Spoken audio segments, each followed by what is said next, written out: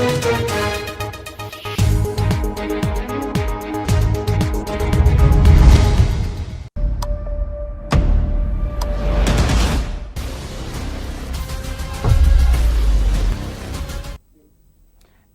मैं हूं अनुपम कुमार और आप देख रहे हैं मिरर मीडिया का खास कार्यक्रम खबरनामा। बात करेंगे हम तमाम बड़ी खबरों की, लेकिन उससे पहले एक नजर डालते हैं आज की सुर्खियों पर।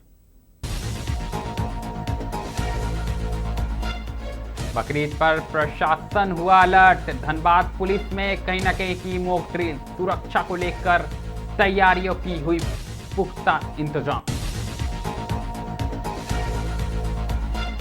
बकरीद को लेकर राज्य प्रशासन अलर्ट। शांति व्यवस्था बनाए रखने के लिए सुरक्षा व्यवस्था हुई कड़ी।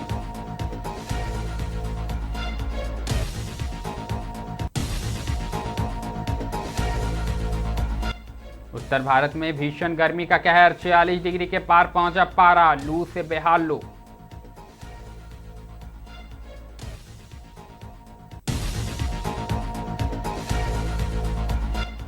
इबोला वायरस को लेकर केंद्र सरकार सतर्क। एयरपोर्ट पर फिर लागू हुआ सख्त प्रोटोकॉल।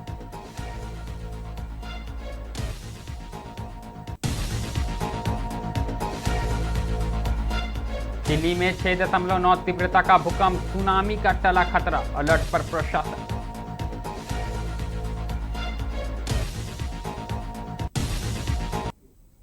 बात करेंगे अब खबरों की। जी हां, सबसे पहली खबर आई है धनबाद से। आपको बता दें कि बकरीद पर्व को शांतिपूर्ण और सौहार्द माहौल में संपन्न कराने को लेकर धनबाद जिला प्रशासन पूरी तरह सक्रिय नजर आ रहा है। इसी कड़ी में धनबाद पुलिस लाइन में व्यापक स्तर पर मॉक ड्रिल का आयोजन किया गया, जिसमें सिटी एसपी ऋत्विक श्रीवास्तव समेत पुलिस और प्रशासनिक अधिकारियों ने हिस्सा लिया। मॉक ड्रिल के दौरान काल्पनिक भीड़, हंगामा और विकट परिस्थितियों से निपटने का अभ्यास किया गया।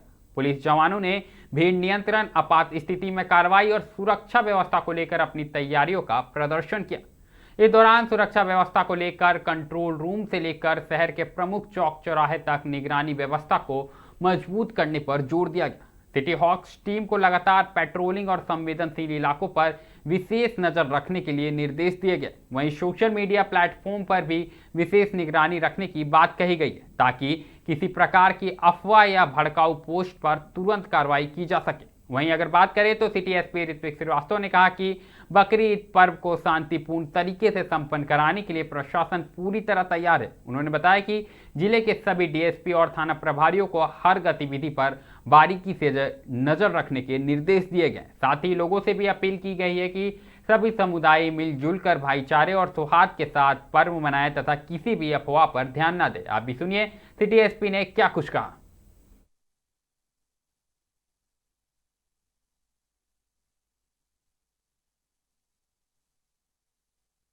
आप लोग सभी जानते हैं कि 28 को बकरीद का पावन पर्व मनाया जा रहा है। उसी के मद्देनजर, ताकि ये पर्व पूरी तरह से बिल्कुल पीसफुली और बिल्कुल बगैर किसी घटना के ये हो जाए, संपन्न हो जाए, उसी के एवज में जैसे हर त्योहार के पहले हम लोग मेजर फेस्टिवल के पहले कराते हैं, एक मॉक ड्रिल का आयोजन किया गया, ताकि कोई भी अनटूवर्ड या अप्रिय घटना ना हो। इससे 2-3 चीज पता रहती है कि जैसा आप सभी जानते हैं कि बकरीद वाले दिन या किसी भी पर्व त्योहार वाले दिन तकरीबन 6 के आसपास QRTs रहती हैं। इसमें एक QRT यहाँ पे मेजर साहब के पास भी रहती है, एक QRT CCR DSP के पास रहती है। इन्हीं QRTs और जो फोर्स हमारे पास मौजूद रहते हैं, उन्हीं के मुस्तैदी और उसके इसके तैयारी के लिए ड्रिल कराई गई है। जैसा कि आप देखिए 2 बार तकरीबन ये मॉक ड्रिल कराई गई। जो भी कुछ कमियां वगैरह थी उन्हें पॉइंट आउट किया गया और उन्हें रेक्टिफाई किया गया है। और मैं बस यही संदेश देना चाहता हूँ कि बकरीद के लिए धनबाद पुलिस पूरी तरह से तैयार है एवं ये त्यौहार अच्छे से मनेगा, यही हमारा प्रयास रहेगा विदाउट एनी अनटूवर्ड इंसिडेंट।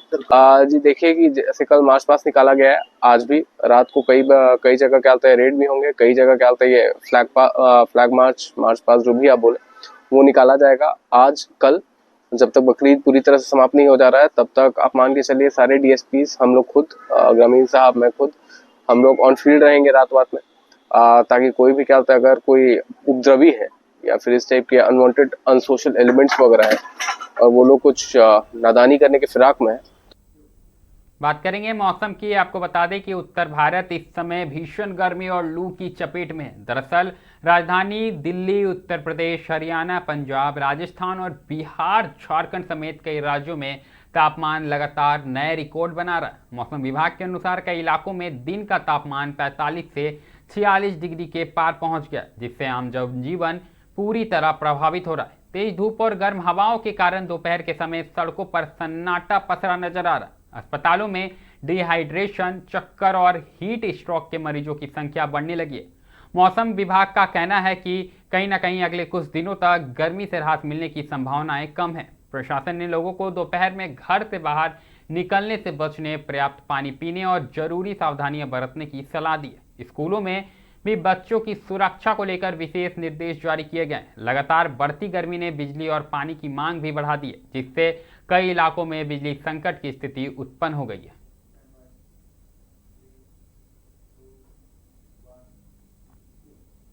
बात करेंगे अब हम बढ़ते इबोला वायरस के खतरे को लेकर। जी हां, देश में इबोला वायरस के संभावित खतरे को देखते हुए केंद्र सरकार पूरी तरह अलर्ट मोड पर आ गई है। आपको बता दें कि स्वास्थ्य मंत्रालय और नागरिक उड्डयन मंत्रालय ने अंतर्राष्ट्रीय हवाई यात्रियों के लिए कोविड-19 महामारी के दौरान अपनाए गए कई कड़े सुरक्षा प्रोटोकॉल को दोबारा लागू करने का फैसला लिया है। खासतौर पर उन देशों से आने वाले यात्रियों पर विशेष निगरानी रखी जाएगी जहां इबोला संक्रमण के मामले सामने आए। सरकार के निर्देश के बाद देश के प्रमुख अंतर्राष्ट्रीय हवाई अड्डों पर स्वास्थ्य जांच व्यवस्था को और मजबूत कर दिया गया है। एयरपोर्ट पर थर्मल स्क्रीनिंग, स्वास्थ्य संबंधी घोषणा पत्र और संदिग्ध यात्रियों की तत्काल मेडिकल जांच की व्यवस्था की गई है।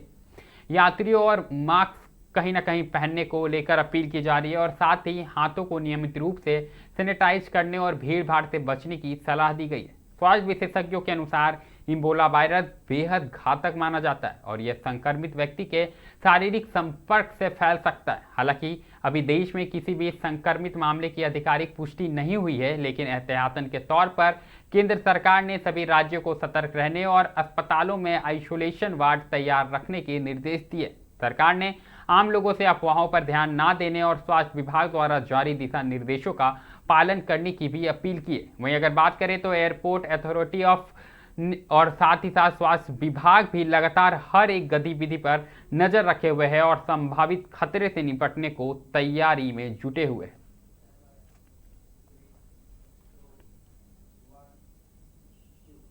अब रुक करेंगे अंतर्राष्ट्रीय जगत की ओर। आपको बता दें कि दक्षिण अमेरिकी देश चिली में 6.9 तीव्रता का शक्तिशाली भूकंप दर्ज किया गया। दरअसल कई इलाकों में लोगों के बीच अफरा तफरी का माहौल देखने को मिला। भूकंप के झटके काफी देर तक महसूस किए गए, जिसके बाद लोग एहतियात अपने घरों से और इमारतों से बाहर निकलते दिखाई दिए। हालांकि राहत की बात यह रही कि इस प्राकृतिक आपदा में अब तक किसी के हताहत होने या बड़े नुकसान की कोई सूचना सामने नहीं आई है। स्थानीय प्रशासन और आपदा प्रबंधन एजेंसियों ने तुरंत स्थिति का जायजा लेना शुरू कर दिया है। शुरुआती रिपोर्ट्स के अनुसार भूकंप का केंद्र समुद्र के भीतर बताया जा रहा है। इसी के कारण कुछ समय के लिए सुनामी की आशंका जताई गई थी, लेकिन बाद में वैज्ञानिक एजेंसियों ने स्पष्ट कर दिया कि फिलहाल सुनामी का कोई खतरा नहीं है। भूकंप के बाद प्रशासन ने तटीय इलाकों में निगरानी बढ़ा दी है और लोगों से सतर्क रहने की अपील की गई है। विशेषज्ञों का कहना है कि चिली भूकंप संभावित क्षेत्र में स्थित है, इसलिए यहाँ समय समय पर तेज झटके महसूस किए जाते हैं। फिलहाल स्थिति समान बताई जा रही है और राहत बचाव एजेंसियां पूरी तरह अलर्ट मोड पर है। बात करेंगे हम राज्यसभा चुनाव को लेकर। आपको बता दें कि झारखंड में आगामी 18 जून को होने वाले राज्यसभा चुनाव को लेकर भारतीय जनता पार्टी ने अपनी रणनीति साफ कर दी है। दरअसल भाजपा प्रदेश चुनाव समिति की बैठक में सर्वसम्मति से निर्णय लिया गया कि पार्टी इस बार राज्यसभा चुनाव पूरी मजबूती के साथ लड़ेगी और अपना प्रत्याशी भी मैदान में उतारेगी। पार्टी नेताओं ने दावा किया कि भाजपा का उम्मीदवार निश्चित रूप से जीत भी हासिल करेगा। भाजपा प्रदेश कार्यालय में आयोजित इस महत्वपूर्ण बैठक की अध्यक्षता प्रदेश अध्यक्ष आदित्य साहू ने की। बैठक में राज्यसभा चुनाव की तैयारियों, राजनीतिक समीकरणों और संगठनात्मक रणनीति पर विस्तार से चर्चा की गई। नेताओं ने चुनाव को लेकर पार्टी कार्यकर्ताओं में उत्साह और एकजुटता बनाए रखने पर भी जोर दिया। बैठक के बाद प्रदेश महामंत्री अमर बाउरी ने प्रेस वार्ता में कहा कि भाजपा पूरी ताकत के साथ चुनाव मैदान में उतरेगी। उन्होंने कहा कि पार्टी का प्रत्याशी न केवल चुनाव लड़ेगा बल्कि जीत भी दर्ज करेगा। उन्होंने इसे संगठन की मजबूती और कार्यकर्ताओं के भरोसे का परिणाम बताया। बैठक के दौरान नेता प्रतिपक्ष बाबूलाल मरांडी, पूर्व मुख्यमंत्री अर्जुन मुंडा समेत तमाम बड़े नेता मौजूद रहे।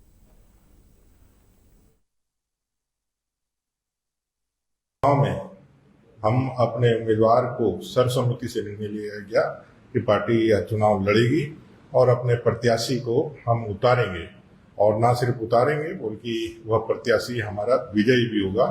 इस निर्णय के साथ आज की इस चुनाव समिति की बैठक संपन्न हुई। सर, पार्टी जो भी कैंडिडेट को उतारेगी वो राज्य से होंगे, बाहर से होंगी, कैसा चर्चाएं चल रही है? पार्टी के कार्यकर्ता होंगे। सर, जेएमएम ने एक लेटर लिखा है मुख्य चुनाव आयुक्त को कि बीजेपी के पास संख्या बल नहीं है, उसके बावजूद भी वो लोग इलेक्शन लड़ रहे हैं, और यहाँ तक कि भी उसमें अर्ज किया गया है कि पीडी से लेके जितने भी ये एजेंसीज हैं उनको एक्टिव होने की जरूरत है, क्योंकि बीजेपी हॉस्पिटल करेगी। देखिए, चोर की दाढ़ी में तिनका, उल्टा चोर कोतवाल को डांटे। आज गठबंधन की क्या हालात है ये किसी से छिपा नहीं हुआ है।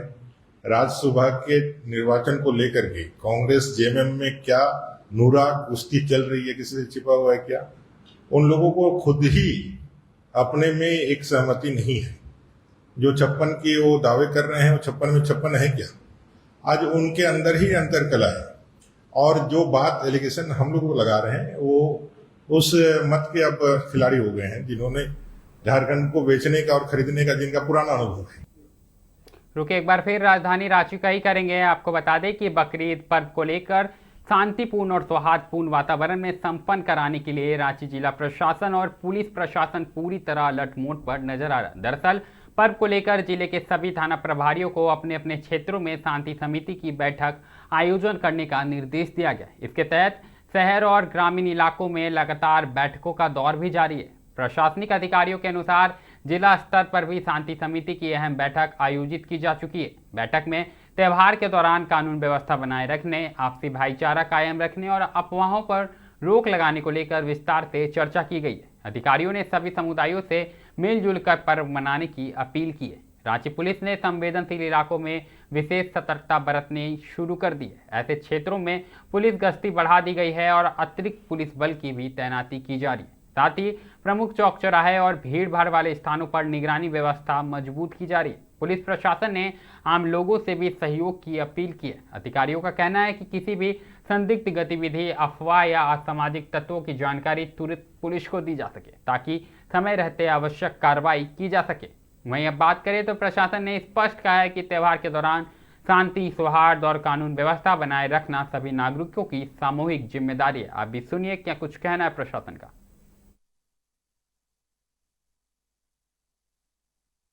ईद का पर्व जो 28 तारीख को जो मनाया जाएगा, इसको लेकर जितने भी थाने हैं हमारे, सभी थानों में और जितने भी जो डिस्ट्रिक्ट लेवल पर भी शांति समिति की बैठक का आयोजन किया जा चुका है। लगभग 700 से अधिक व्यक्तियों के ऊपर जो निरोधात्मक कार्रवाई है वो संचालित की जा रही है। इसके अलावा जो कम्युनिटी के साथ जो हमारा इन्वॉल्वमेंट है, एंगेजमेंट है, उसमें सभी समाज के लोगों ने आश्वासन भी दिया है और जो प्रिकॉशनरी मेजर्स हैं उनको भी फॉलो करने की जो है बात पुलिस प्रशासन ने भी उनके समक्ष रखी है और उस पर भी सकारात्मक जो उनका रिस्पांस पुलिस को मिला है। साथ ही साथ जो ऐसे जो हमारी जो पेट्रोलिंग है, जो सेंसिटिव प्लेसेस हैं, वहाँ पर पुलिस की पेट्रोलिंग 2 दिन पहले से ही ऑलरेडी बढ़ा दी गई है और अर्ली मॉर्निंग हमारी जो पेट्रोलिंग है वो सेंसिटिव प्लेसेस पर जाकर निगरानी रखेगी। इसके साथ ही हमारी रांची पुलिस की जो है पब्लिक से भी अपील है कि जो असामाजिक तत्व हैं या फिर जो बैड एलिमेंट्स ऑफ सोसाइटी हैं उन पे आप लोग भी नज़र रखिए और आपको कोई भी इस तरह की अगर कोई सूचना मिलती है तो उसकी सूचना आप तुरंत जो है नियरेस्ट पुलिस स्टेशन या डायल 112 या किसी भी वरीय पदाधिकारी को। रुखा पश्चिम बंगाल का करेंगे। आपको बता दें कि आसनसोल में अवैध पार्किंग और उससे जुड़ी वसूली के खिलाफ दुर्गापुर पुलिस कमिश्नरेट का अभियान लगातार तेज होता नजर आ रहा है। दरअसल ट्रैफिक विभाग की टीम ने गिरजा मोड़ से लेकर कॉरपोरेशन मोड़ तक विशेष जांच अभियान चलाकर 5 लोगों को हिरासत में लिया।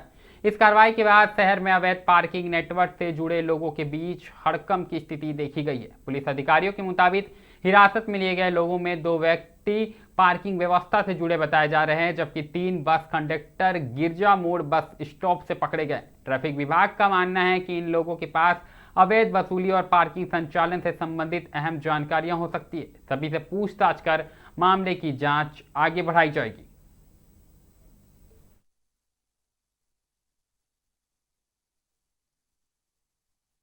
कोई पैसा लग रहा है? कोई भी पैसा वसूली नहीं है, कोई है ही नहीं है पार्किंग में।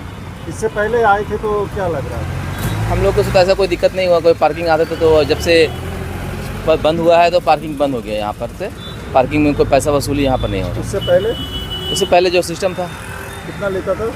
पार्किंग का जो चार्ज था 10 रुपया 5 रुपया सिस्टम से, घंटा वाला सिस्टम था ना, पर आवर वाला सिस्टम था। तो आज असर नहीं लग रहा है पैसा? नहीं, अभी तो नहीं लग रहा है। यहाँ देखिए गाड़ी भी गिरा हुआ, थोड़ा पार्किंग रहता था तो गाड़ी वगैरह सिस्टम से रहता था। अभी जो गाड़ी है गिर गया तो गिर गया, पड़ा हुआ है। पुलिस की तरफ से तो बोर्ड भी लगा दिया। हाँ, मतलब कि नो पार्किंग जोन, मतलब नो पार्किंग चार्जेस, तो अभी तो क्लियर है, कोई पार्किंग का वसूली नहीं हो रहा अभी।